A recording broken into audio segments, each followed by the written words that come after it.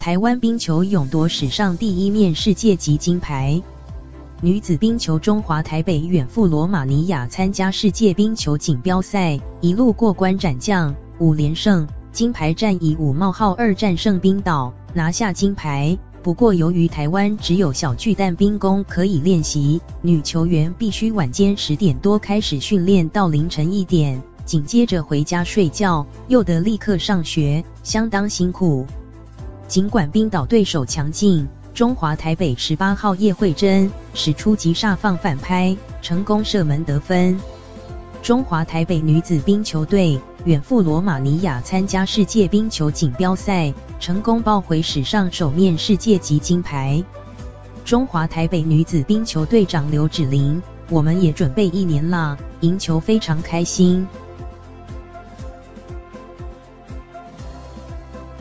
视讯镜头，球员相当腼腆，当中不少人一学就是10年以上，但训练过程相当辛苦。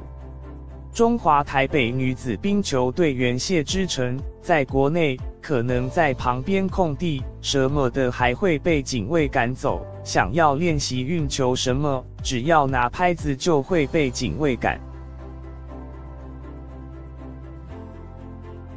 中华台北女子冰球队员徐子婷，去年其实最重要的那场比赛，心态还没调整好，身穿红衣的徐子婷，这次更以97.65%守门率获得世界杯最佳守门员。回想去年争夺冠军战门票时，进球却遭到裁判吹哨不算，一度打击他们的信心。今年一路过关斩将，5连胜，金牌战首节拿下1分，第2跟第3节更是稳住对手攻势，最终以5冒号2拿下胜利，扳回一城。女子冰球队教练尹安中，当地巴士没来接，然后练球迟到这样子，然后刀断了，然后有人球杆练习，比赛时候断了。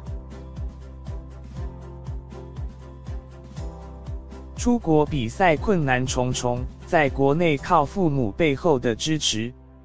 女子冰球队长刘芷玲母亲，从鞋子一直到所有的装备到头盔，都是费用，我们就是支持她完成梦想，只能在小巨蛋冰宫模拟比赛场地，平时晚间10点训练一直到凌晨1点，隔天还要上学，但他们不曾喊苦，默默耕耘，夺下台湾冰球史上第1面的世界级金牌。